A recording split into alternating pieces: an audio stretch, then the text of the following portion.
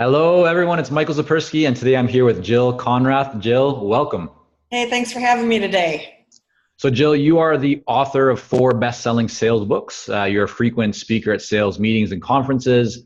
You got your start at Xerox, from my understanding, and you've had a massive impact in the world of sales. So, I'm really excited to dive in here with you. To get started, let's kind of go back to the early days at your time at Xerox, where I think your career got started. And at that time, you were selling a more expensive product than the competition, and one that had fewer features and poor quality, as I believe you kind of put it, right? But you were, Yes, that was really exciting. Yes. yeah, it's like, wow, that's just going to be easy to sell. But you were a top performer. So how did you achieve that? And then were you able to win business consistently? Like, how were you able to make all that happen, even though you had that, you didn't have the advantage of maybe the best product or the cheapest product?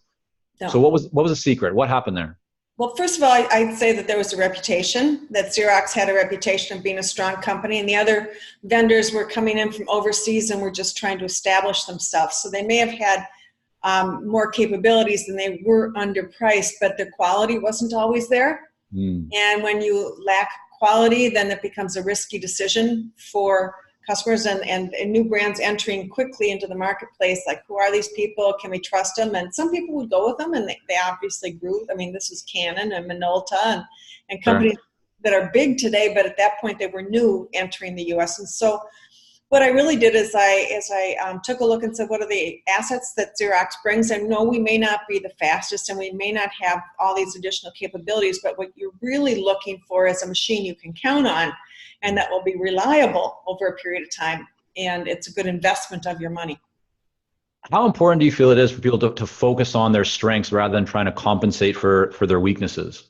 I think it's essential to understand what your strengths are. I don't think people necessarily know what they bring to the table. I think consultants are particularly wishy-washy there. I mean, they don't want to say they're the best at anything, and that's true. They can't possibly say they're the best because they don't have any clue to who else is out there in the marketplace. So they can't benchmark themselves, and it does sound quite pretentious to Mm. say that you're so wonderful, but you do have certain projects that you really like to work on.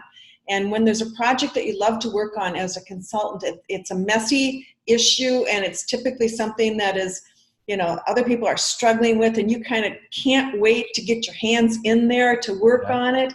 And if that's something that's happening to you as a consultant, that's really what your strengths are. Give me a problem like this, and I will dig in and I will find the solution. We'll test it, but we'll make sure you get what you want. And I think people don't realize that you don't have to be the best at it, but you have to really be able to articulate the issues and the challenges that you address for people and where you really find joy. And I don't think that anybody wants a joyful consultant.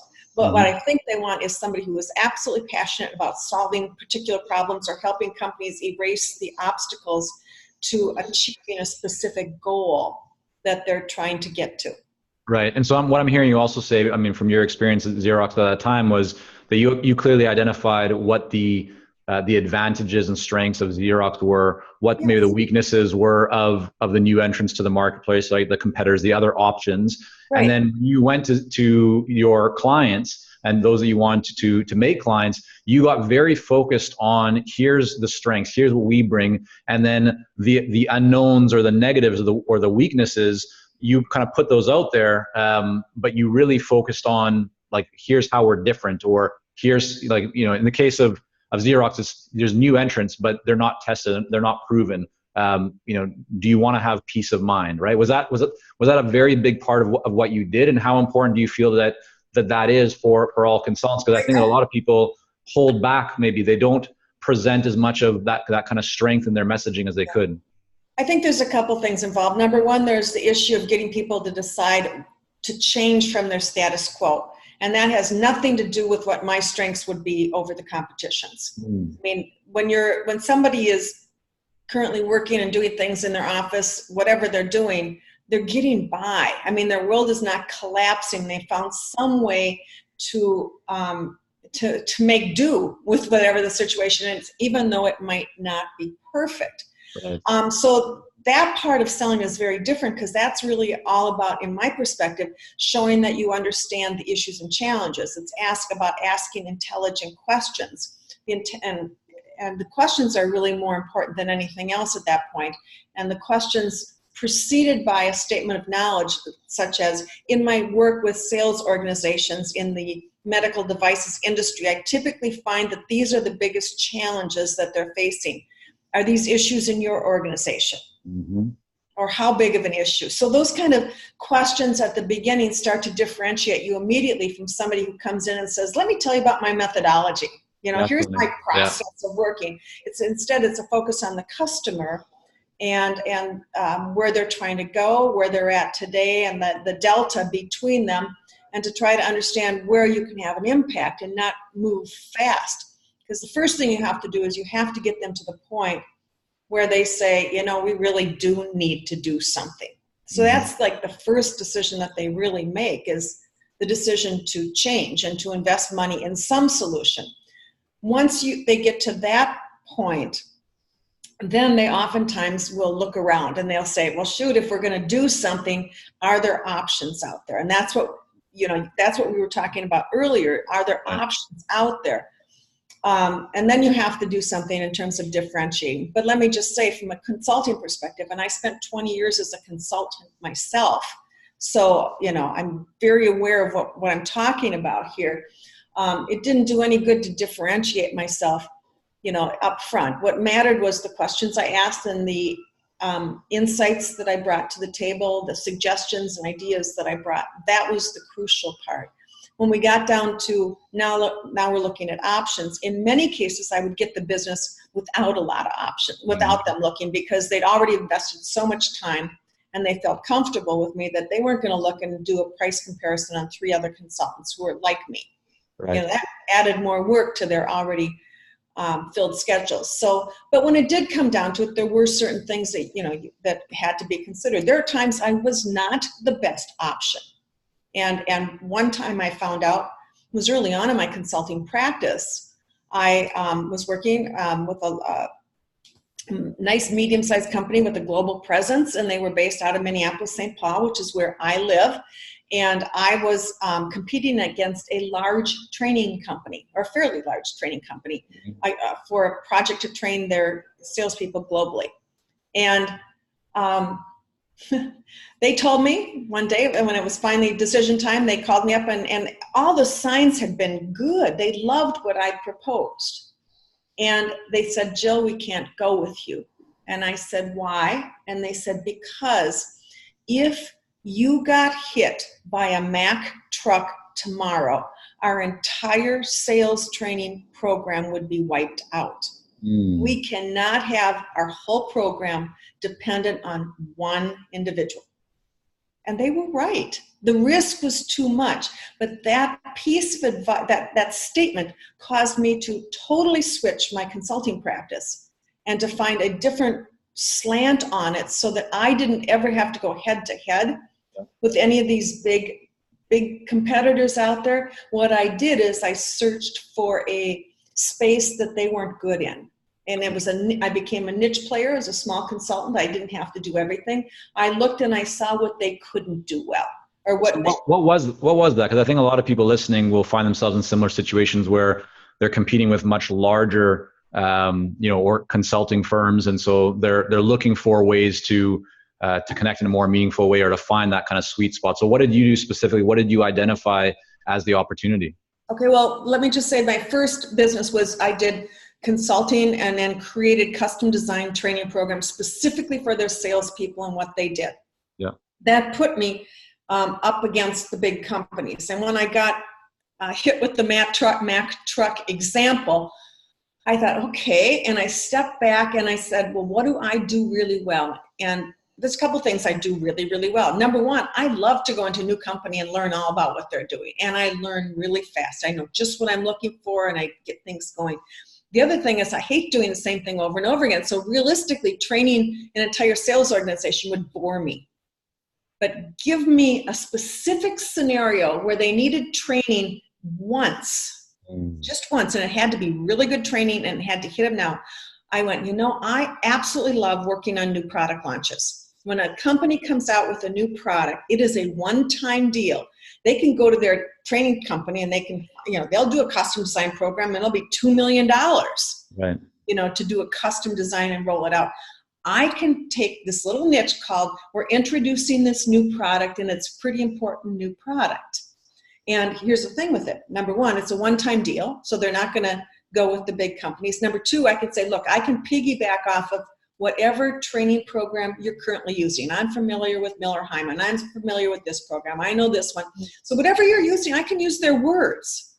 Just give me a little background. I understand all the, what's out there.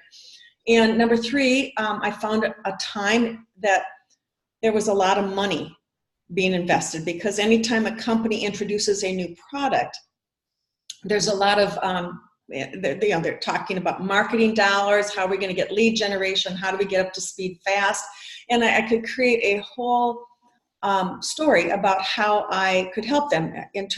Basically I talked about in my sales, I talked about the importance of launching new products, the critical nature, the fact that jobs were on the line, that all these people, marketing director, sales director, they were all excited. They were watching the performance. Yeah. And I had some ideas on how to shorten time to revenue on product introductions. They never turned me down. Everybody was always interested in shortening time to revenue. What do you think, Greg? So that all makes sense. I think some people would listen to that or watch that and go, well, but they still have these relationships with these existing training companies. It doesn't matter. Yeah. So tell me more about why wouldn't it matter? Why would a company want to move from working with a training company that they already have a relationship with to someone new to work? Why wouldn't they just give that piece of business to the training company and say, help us with this product launch? Was it the price? Was it just too expensive, or was there something else going on? The price was always really expensive when you went with these bigger organizations. Right. Depending on whatever consulting you are, you go to a bigger organization and their price can triple or quadruple for the same project. The other thing is their turnaround time. They can't put something together fast. They have their process. And so by the time somebody would say, good Lord, we've got an issue here. We got to launch this new product and it's never, it hasn't worked very well in the past and everything. They go, oh my God, it's only 3 months. Well, these big consulting firms can't come in and digest something and turn it around. Their time frames are so long. And you communicated that as part of your sales process with these organizations? Yeah, well, I could call them up 3 months beforehand. And here's what I could do. I could realistically, I targeted companies, and I believe that targeting companies is the crucial way to go. I don't believe you should rely only on inbound marketing, because I live in Minneapolis, St. Paul, and I have a lot of big companies in my backyard. It's like one of the top corporate headquarters in the United States are based here. I had a database of 10,000 people, and I can tell you that nobody from some of the biggest companies in my backyard were calling me, and I didn't want to travel. I wanted to work in my backyard. I had kids, it wasn't easy to travel. And so literally I went, okay, which of the companies around me are good fits for what I do? And very specifically, yes, I'm in sales, but I'm not in insurance sales, unless you're talking about insurance to the corporate market. My sales are sales to the corporate market. So nothing business to consumer. So I ruled out Best Buy is in my backyard. Target is in my backyard. They're headquartered here. Not good companies, some big insurance companies, but direct to consumer companies, not my companies. So I looked at the technology companies and the business services companies. I looked at some of the big companies like 3M, which is in my backyard as well. And I divided 3M into not my opportunities, because they were in the like Post-it notes division. No, I don't do Post-it notes. But industrial markets, I could do industrial markets. I could do OSHA products, health and environmental safety products, because those are corporate sales. And so I literally did that and separated and go, okay, target, and went after the companies that were in my backyard that fit my parameters, and built a healthy book of business for many, many years, without going more than 25 minutes from my house. So what did you do? So you now identified who the ideal client is, right? Based on the criteria that is meaningful to you, to your lifestyle, to the business model. What were the next steps that you took? Because you've mentioned now that targeting is very important, and doing prospecting and outbound and not just relying on inbound. So what have you found are the best practices when someone has identified who their ideal client is to actually get a seat at the table? Okay, let me just say, if anybody wants to read more and go into this, I have 2 books on this topic, okay? Let me just be real frank about that. And we'll link those up in the show notes so that everyone has access to that. But Right. just some of the top ones that you would suggest, or these are definitely go-to Okay, and I'm steps. going to mention the books first because like Selling to Big Companies was written for consultants. It was for consultants who want to target the corporate market and go after the bigger companies. So, and it was written for my friends who were consultants. Literally, they proofread every chapter and said to me, it said, does this make sense? Could you do this? Could you do this? You're a consultant. Could you do this? That was the whole purpose of Selling to Big Companies. And then Snap Selling is an update on that and gives some more new stuff. So what should you do? Today, in Selling Big Companies, I actually wrote in there, there's this new thing out there called LinkedIn. I think it's kind of be a powerful tool. I think that came out in, was it 95 that book came out in? 2005. 2005, okay. Had a 5 in it. Yeah, that's what I remember. Yeah, I had 5. And LinkedIn started in 2003. I am LinkedIn member number 66,032. Wow.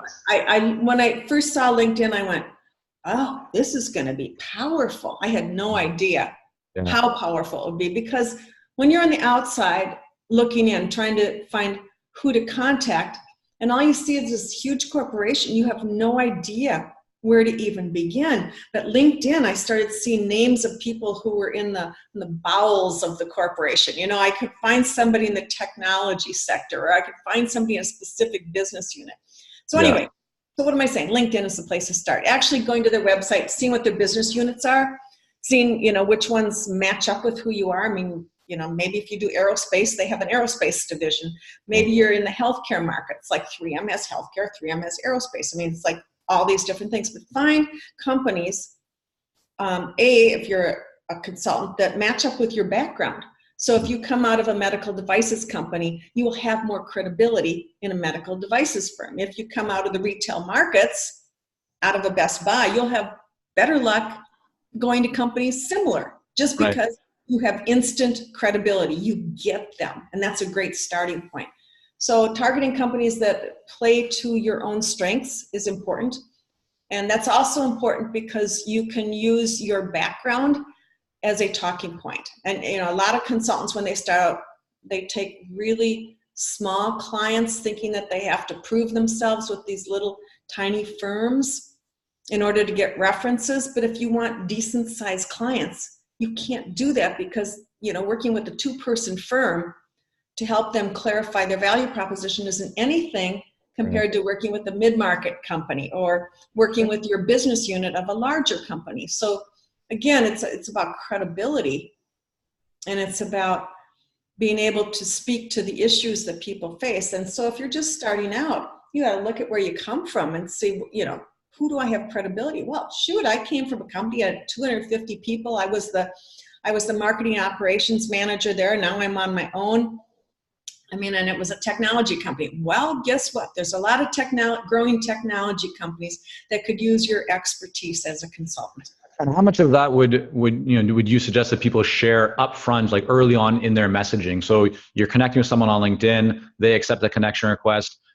You don't want to be the best practice is not to talk about yourself, right? To ask questions and make it all about the other person. But how much would you lead with, this is where I come from, this is my, my background, my expertise? Talk a little bit about that.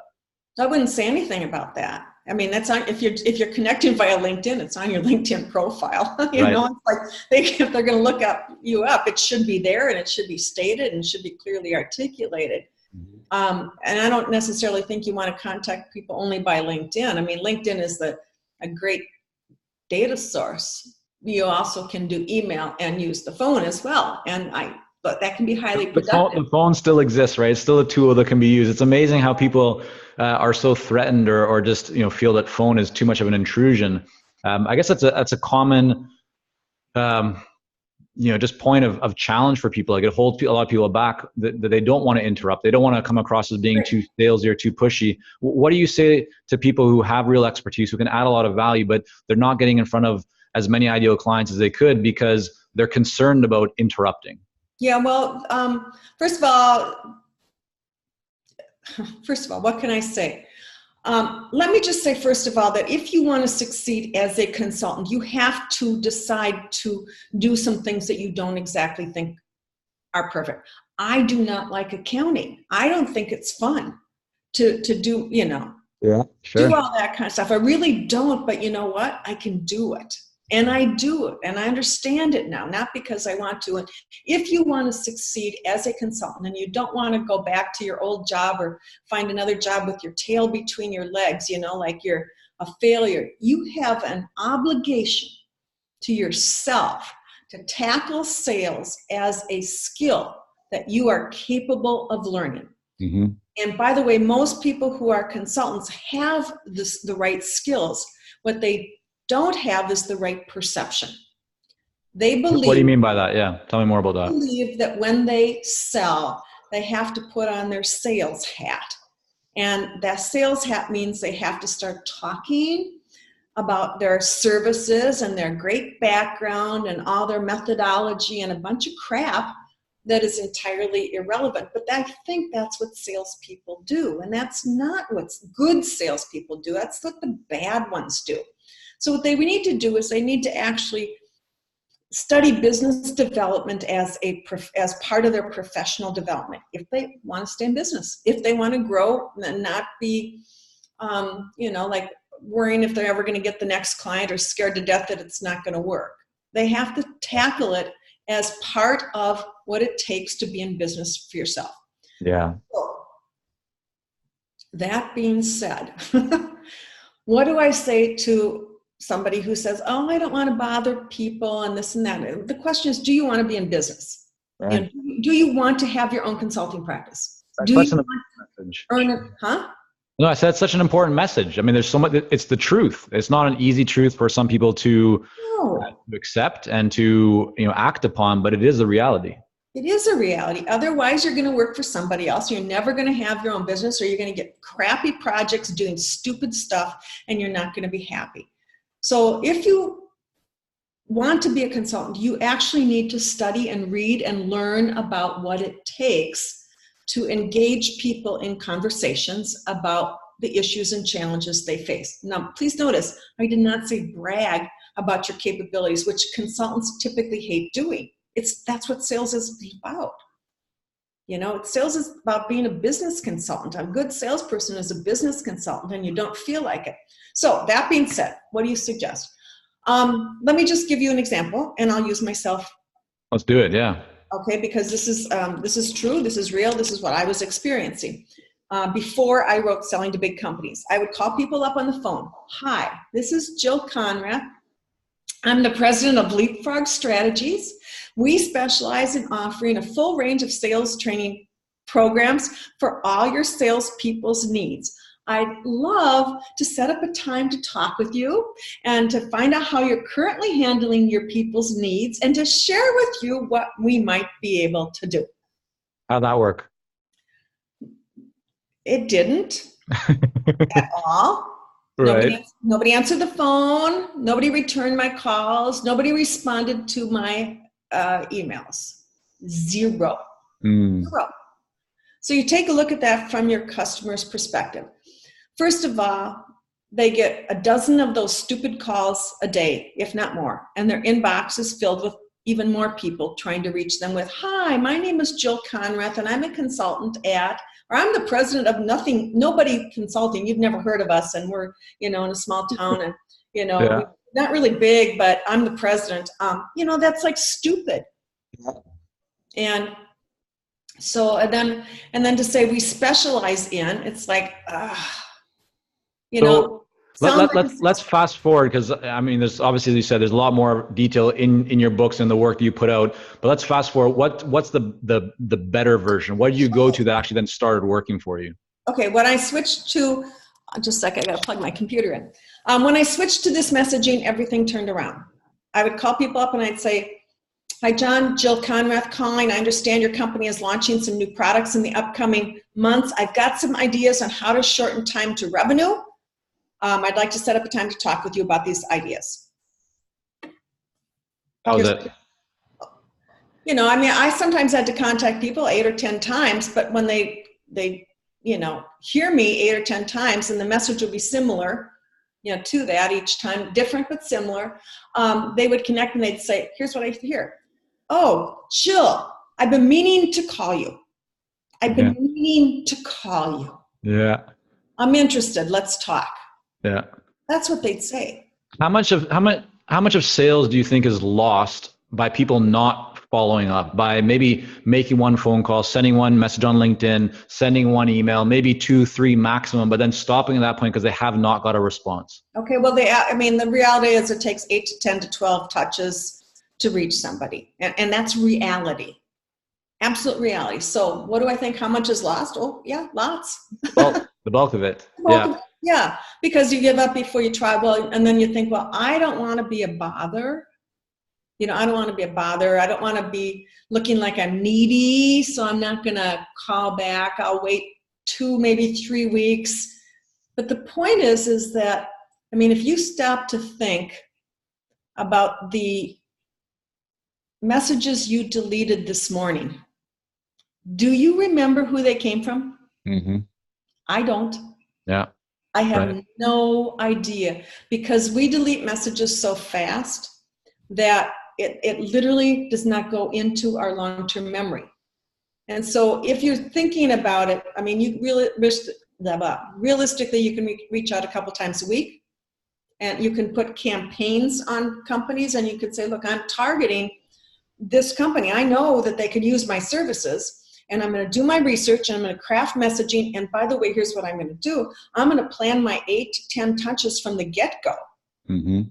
So I can map them out and I can just implement them. That way your research time is not wasted. You do your research, and you don't just rely on one person in a particular business unit you're going after, because that person may be on vacation or on a massive project. You pick 3 or 4, and then you slowly roll out your campaign over a period of a month or 2. And if they don't respond, then you can stop, and then you can restart again in a few months.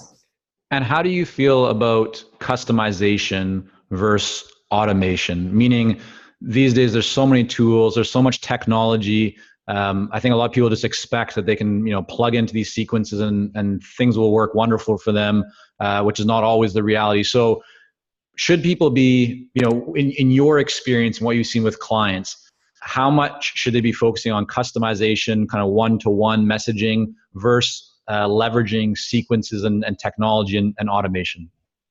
Well, mostly when I see people leveraging automation, for the most part, they do a crappy job at it.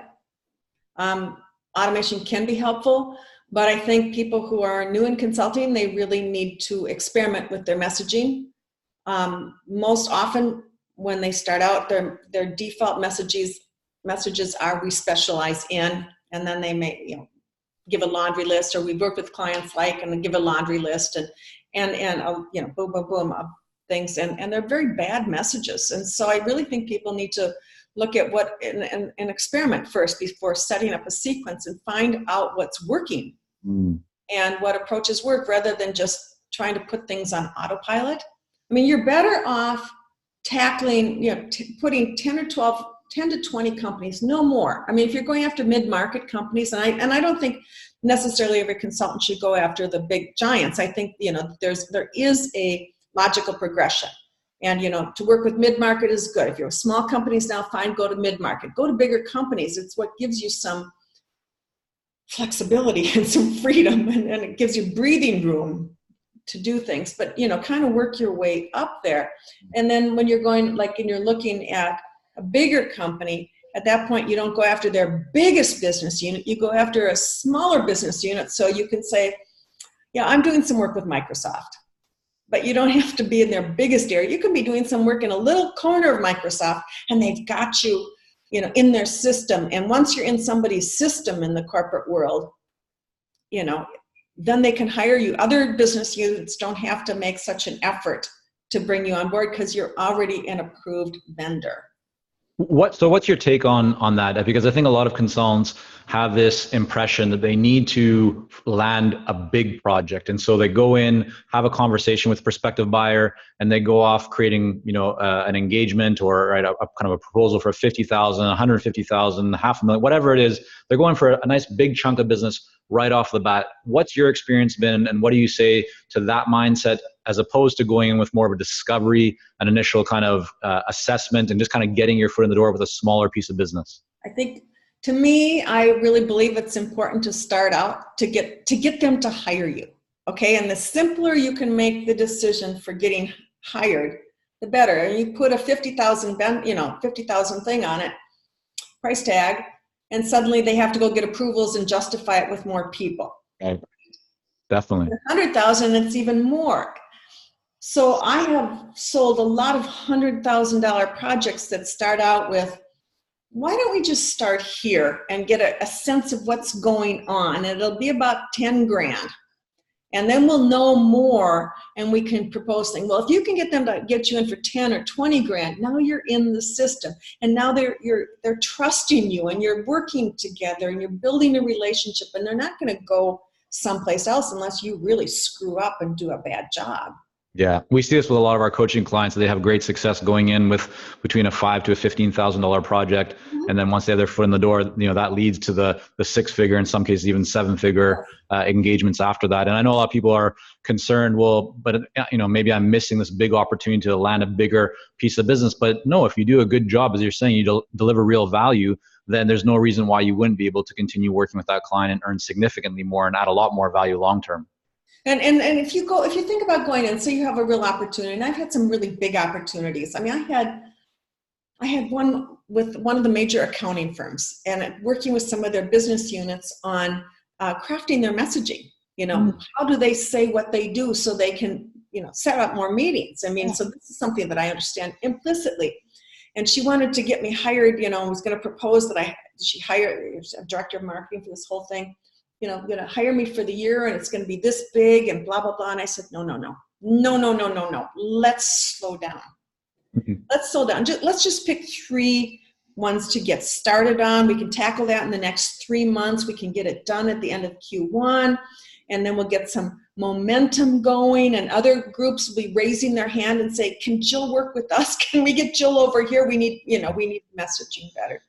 And so that's what we did. And man, I got in just like that. She didn't have to propose this huge major contract, which she wanted to do.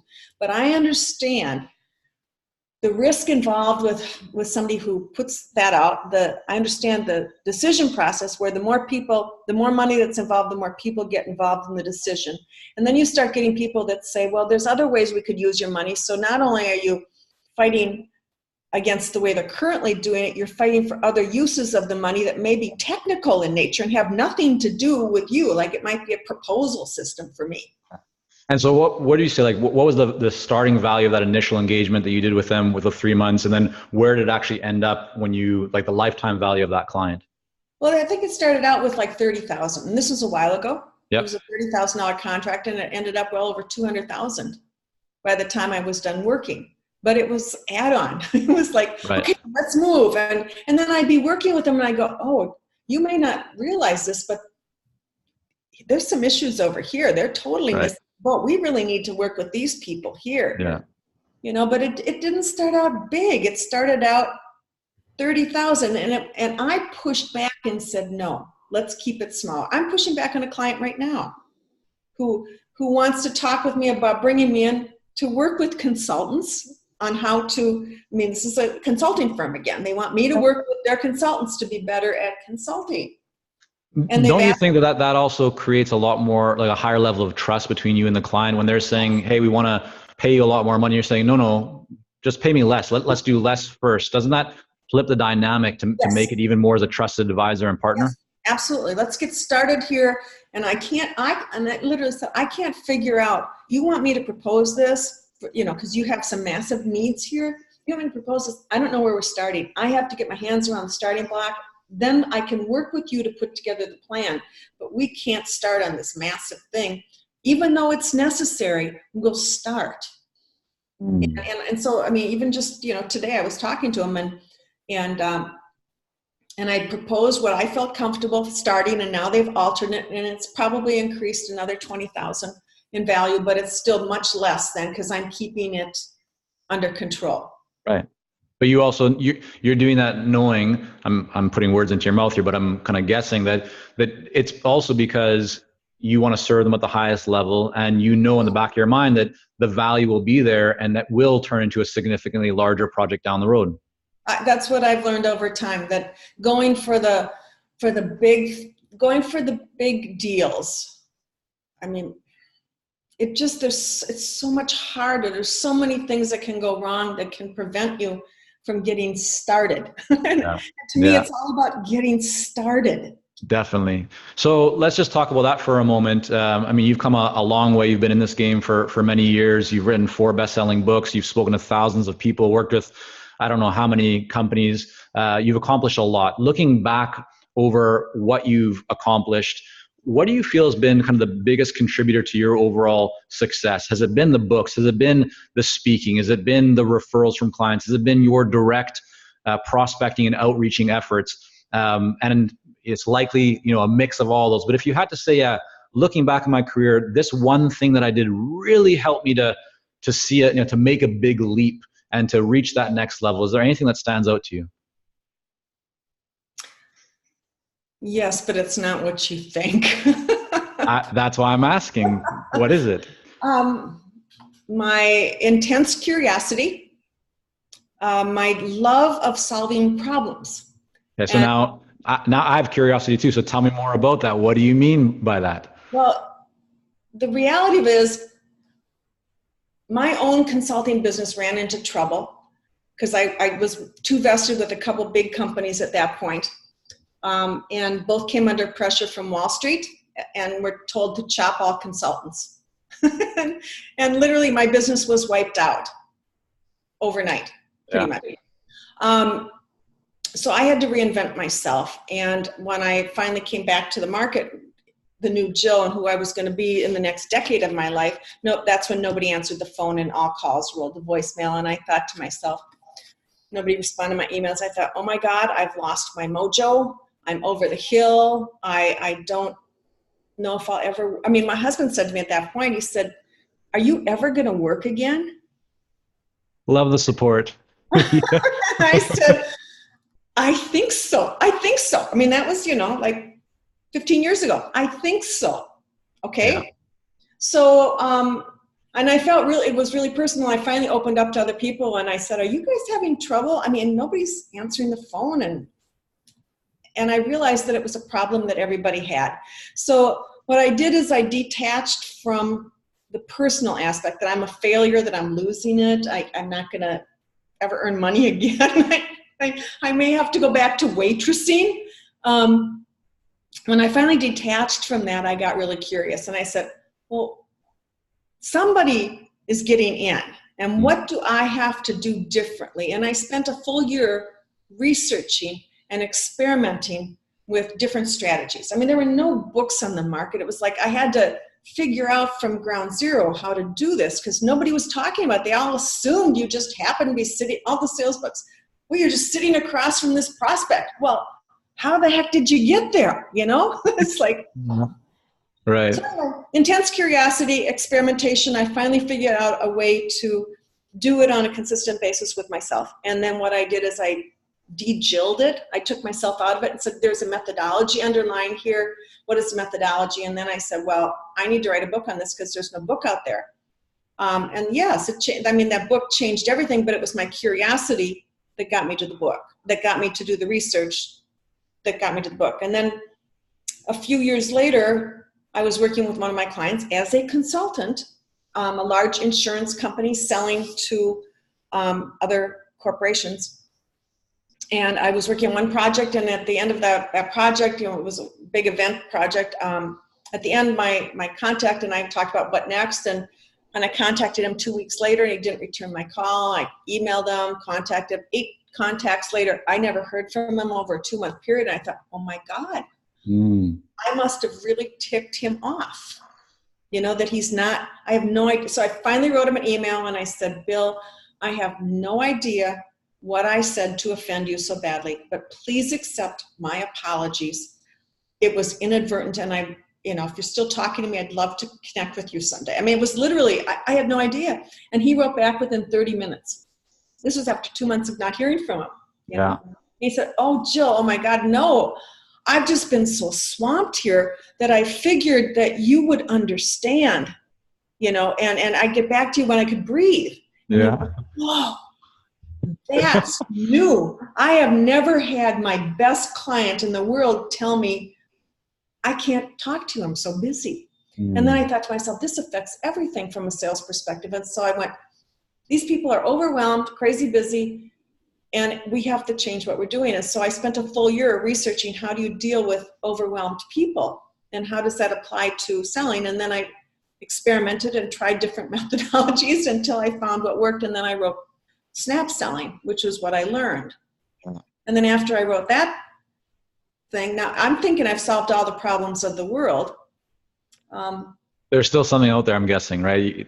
Well, then what happened is people started contacting me and saying, oh my God, Jill, this stuff is actually working. I mean, I've changed what I'm doing and people are getting back to me and sales don't get stuck in the middle and it's working, but I'm crazy busy too. What do you have for me? And I said, I don't have a clue. I'm just as crazy busy as you. And I thought about it for a couple of years because I kept hearing it. And then I went, I do know one thing about crazy busy. And what I am, remember I said earlier, I like to throw myself into projects. I'm really good at it. I'm a rapid learner. I know how to rapidly digest information. So I wrote a book for new sales hires on how to take a new sales job and get up to speed as fast as humanly possible because it was an issue. So Jill, clearly, I mean, you throw yourself into things, right? You're very productive and accomplish a lot. When I look at just what you've put out in terms of books and talks and all that, there's a lot there, and I'm wondering what is your, we'll call it a secret, but it's really just what is your routine or what is the daily practice that you use that keeps you at that high level of performance? Is it some activity? Is it some supplement? I mean, I've heard all kinds of things when I ask this question. What are you using on a daily basis that you say, this is something that is really critical to me being me and having high levels of performance? Well, first of all, I'd say with me being me, there's a lot of things I do, but they don't take like huge amount of time. Yeah, don't, but give us open the door a little bit for us there. Give us a look into the behind the scenes of Jill's kind of successful practices. Well, let me just say that I'm kind of a slug at times and I don't get a lot done. Because I'm curious, I wander a lot. I mean, I actually had to write a book on, and my last book was More Sales, Less Time, in terms of how to get more done without getting distracted all the time. Yeah. That was my most recent issue. I think one of the things that I did as a consultant that really made a difference, first of all, I built a database. And a database, I think, is crucial. And anybody who doesn't have a database is making a big mistake. You mean a database of ideal clients and prospects to contact? No, I mean a newsletter database. No, okay. So people that opt into on your website to get something and then you can communicate with them. On a regular basis. I mean, if I had to say anything that was really crucial, it was the fact that I recognized early on that a newsletter was a one-on-one communication with people who could buy my services. And it was never a pitchy newsletter. It was always a how to do this, how to. It was related to issues and challenges that my clients asked. And so I became a regular in people's inboxes and built my database. And it's, probably 140,000 right now. And it's consistently been that, which is good because you lose about 20% of your database a year just from people changing jobs. But a number of years ago, I asked a question that most people in my business don't ask. And it's, how can I give away my expertise for free and make good money doing it? I like that question. What did you find? What did you arrive at? It's beautiful. It was like when I asked a different question, it opened my mind to different opportunities. Okay? Yeah. So what did I discover? I have expertise in certain areas. And the first thing I discovered, somebody asked me to write an ebook for them, if I would write an ebook for their website, because I'm really good at selling, and they were trying to appeal to vice presidents of sales. So I said, sure. So I wrote it for free because they were marketing my stuff. I mean, they were telling, here's a really good ebook by Jill Konrath. So somebody else was promoting me and saying I was good, right? Mm-hmm. And then a couple months later, I got contacted by Dow Jones, who saw what I'd done for this other company and said, we'd like you to write an ebook for us too. And I talked with them and focused on the ebook. And I think, oh my God, Dow Jones, that's a big company. And if they say I'm good, that means I'm good. And then they said, how much would you charge for that ebook? And I went, charge? I'm thinking it's marketing. Yeah. And I said, oh, an ebook, that's like 2,000 to 3,000 words, not very long. And I said, oh, $3,000. And they said, oh, we can do that. What year was this in? Just to put that in context. This was 10 years ago. Okay. I just want to, calculate for inflation or yeah, okay. So anyway, then my daughter, so I kept raising my prices, and I was up to 10 grand to write a 2,000, 3,000 word ebook. Yeah. For people, as the expert, which positions me. Now, they have to give away that content for free because that's the only, I'm the expert. It's content. They're starving for content if they're involved in lead generation at all, because they're trying to get people who need their stuff, and they're trying to build their database. So I become content bait. And now other people are giving me away, and I'm getting paid good money. And a few years ago, my daughter worked for an agency that wrote content for LinkedIn. And an ebook, they were charging 24-year-old, 25-year-old writers writing for the agency. They would interview people like me, and they would charge LinkedIn $20,000 for the ebook. I went, oh, I can do that. Ebook, 2,000 to 3,000 words. I don't have to do the layout. I just give them the verbiage. Yeah. They lay it out, make it look pretty, and then they promote me to everybody. Does that make sense? Yeah. So you started off with the idea of just giving something for free, which turned into no. Giving something for free. How can I give away my expertise for free? Yeah. And there was the and get paid for it. Yeah. But it's actually good money. But it's double leverage, right? Because in this case, you're getting paid to produce, and you're getting essentially them to promote you. Yes. Put you in front of a whole new audience, right? Audience. Distribution. Yeah. Right. And then I would always in the ebook relate to another ebook I'd written on my website, so I could draw people back to my website. So what matters? Database matters. And any consultant who doesn't have a database and a newsletter, they're missing a really opportunity to grow their business, to keep in touch with people. Yeah. Great advice. Love it. Jill, thank you so much for coming on here and sharing, a bit of your story and best practice. I really appreciate it. I also want to make sure that people can learn more about you and your work. We will link to your books in the show note and to your website. But just for those listening right now on the podcast, or maybe just checking this out, this video, if we put it up, just let us know, where's the best place for people to go? JillKonrath.com. And remember, Konrath starts with a K. I think you probably had to say that one before. Awesome. Thanks again, Jill. Really, appreciate you coming on. My pleasure.